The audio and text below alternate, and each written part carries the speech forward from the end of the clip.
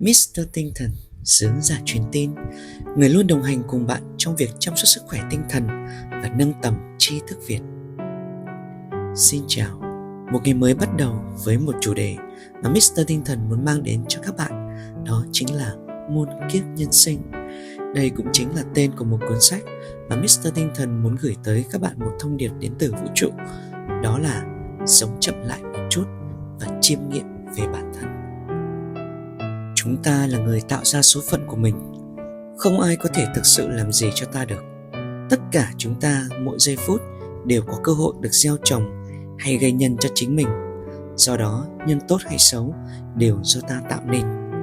Trích dẫn từ cuốn sách Muôn kiếp nhân sinh, một tác phẩm do giáo sư John Vũ ghi lại những câu chuyện, những trải nghiệm về tiền kiếp rất đỗi kỳ lạ từ nhiều kiếp sống của người bạn tâm giao lâu năm. Cuốn sách được dịch bởi dịch giả Nguyên Phong. Song song với vai trò là một nhà khoa học, Nguyên Phong còn là dịch giả nổi tiếng của hàng loạt cuốn sách về văn hóa và tâm linh phương Đông, được truyền thể từ nhiều các tác phẩm của các học giả phương Tây sau quá trình tìm hiểu và khám phá các giá trị tinh thần đến từ phương Đông.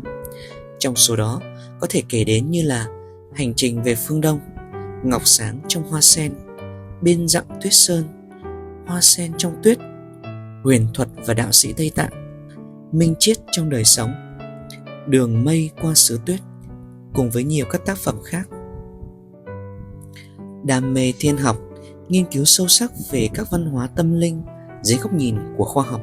Những tác phẩm của ông dịch lại phần lớn là phóng tác, giúp cho người đọc tiếp cận với các tác phẩm gốc thuận lợi hơn, lý giải được những vấn đề còn nhiều ẩn số bằng cái nhìn của một nhà minh triết.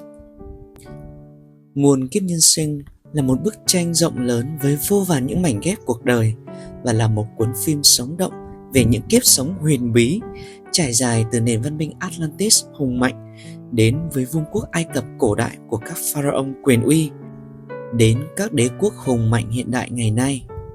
Sách cũng lý giải vì sao việc cùng sinh ra trong một gia đình, cùng lớn lên trong một môi trường, nhưng mỗi chúng ta lại có một tính cách khác nhau. Đó là lý do vì sao chúng ta lại có những tiền kiếp khác nhau. Chúng ta có thể sinh ra trong nhiều hình hài khác nhau, nhưng chúng ta đều mong muốn học được những bài học của vũ trụ khi tới cuộc sống này. Mọi việc xảy ra ở kiếp này đều là kết quả của những hành động xảy ra ở nhiều kiếp trước. Con người có thể vì sân si hiện tại mà đánh mất đi sự tu tâm tích đức của nhiều kiếp trước. Muôn kiếp nhân sinh cung cấp cho chúng ta những cái kiến thức mới mẻ, vô tận của nhân loại lần đầu tiên đã được hé mở, cùng những phân tích uyên bác, tiên đoán bất ngờ về hiện tại, về tương lai của thế giới, của những bậc hiền triết thông thái. Đời người tưởng chừng rất dài nhưng lại trôi qua rất nhanh, sinh vượng suy tử, mong manh như sóng nước. Luật nhân quả cực kỳ chính xác, chi tiết, phức tạp đã được thu thập thông qua nhiều đời, nhiều kiếp, liên hệ tương hỗ đan xen chặt chẽ với nhau. Không ai có thể tính được tích đức này có thể trừ được nghiệp kia không. Không ai có thể biết được khi nào nhân sẽ trổ quả. Nhưng một khi đã gây ra nhân thì chắc chắn sẽ gặt quả. Đó chính là luật nhân quả mà vũ trụ trước giờ vẫn luôn luôn không bao giờ sai. Luật nhân hồi và luật nhân quả đã tạo ra nhân duyên để người này có thể gặp người kia. Gặp nhau có khi là duyên, có khi là nợ. Gặp nhau có lúc là để trả nợ, có lúc là để nối lại duyên xưa. Có bao giờ việc diễn ra trong đời tưởng chừng như là ngẫu nhiên, nhưng thật ra đó là sự sắp đặt từ trước. Luân hồi là một môi trường rộng lớn, nơi tất cả con người, tất cả sinh vật đều phải học bài học của riêng mình. Cho đến khi thật hoàn thiện thì sẽ được chuyển sang một ngôi trường khác. Nếu không chịu học hay chưa học được trọn vẹn thì buộc phải học lại chính xác theo quy luật của luật nhân quả. Để nói rõ hơn, luật quan trọng đầu tiên áp dụng trong thế giới loài người đó chính là luật luân hồi. Luật này nói rằng khi sinh lực chuyển hóa thành cá nhân riêng biệt, nó sẽ tái sinh ở nhiều lần qua những kiếp sống khác nhau để học tập tất cả những bài học có thể học được. Luật quan trọng thứ hai tác động lên con người đó là luật nhân quả. Theo luật này thì mọi tư tưởng, lời nói hay hành động xuất phát từ con người đều sinh ra kết quả tương ứng rõ rệt.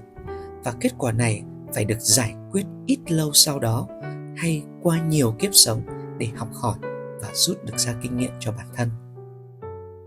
Những câu chuyện cực kỳ lôi cuốn trong sách không chỉ cho ta thêm về những quá khứ huy hoàng giờ chỉ còn là cát bụi, mà còn để chứng thực một điều quan trọng rằng luật nhân quả và luật luân hồi là có thật. Thực ra, điều này không mới mẻ trong tôn giáo, nhất là về Phật giáo. Lục đạo luân hồi giảng dạy về linh hồn con người sẽ không bao giờ chết đi khi thể xác này chết, mà tùy theo duyên nghiệp, phúc đức cùng với những mối liên kết vi tế rất sâu xa mà được chuyển sinh theo 6 ngả. Thân người thì có hạn, mà sinh mệnh thì lại quá nhiều.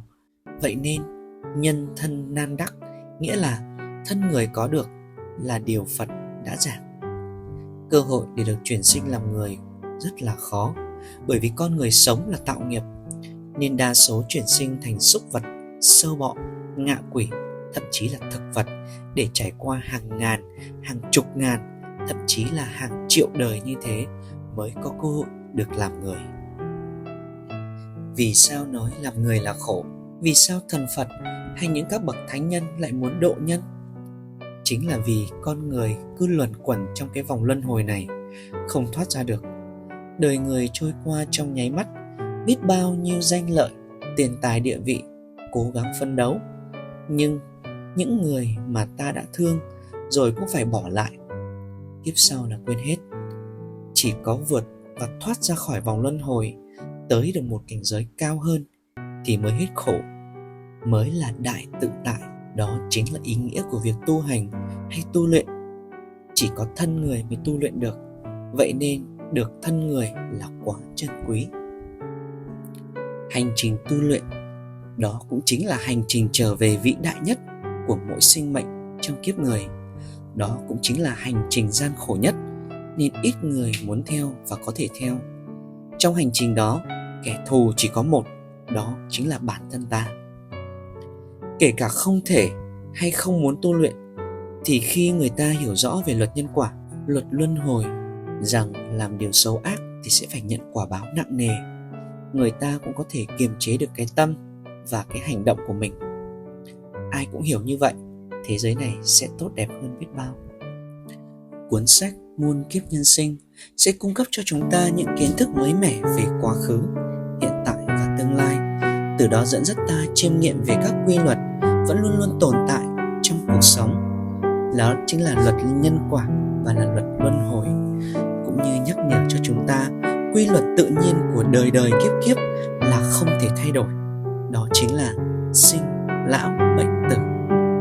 Nội dung sách gồm phần mở đầu và 7 phần có chủ đề khác nhau. Phần mở đầu đó là Đài Bắc, nhân duyên.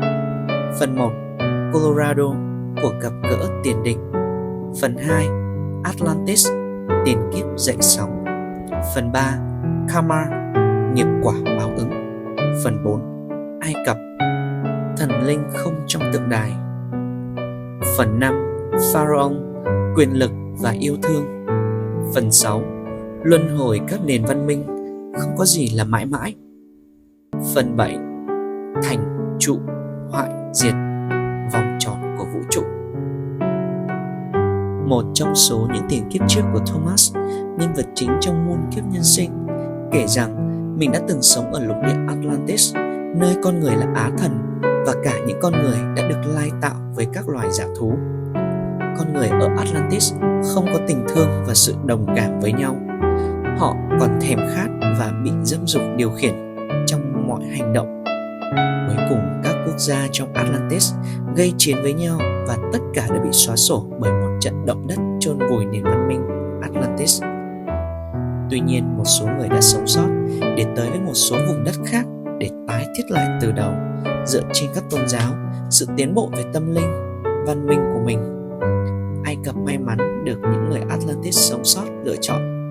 Nhưng Ai Cập cũng mắc phải những sai lầm của Atlantis, như việc theo đuổi chiến tranh, xây dựng các điện thờ, lăng mộ, lợi dụng tôn giáo và phổ biến mê tín để điều khiển các pharaoh và cưỡng đoạt của cải lẫn sức lực của dân chúng. Tuy nhiên, trong những lỗi lầm đó, một số cá nhân của Ai Cập đã học hỏi và tiến bộ hơn con người của Atlantis, đó chính là sự can đảm, đồng cảm và yêu thương.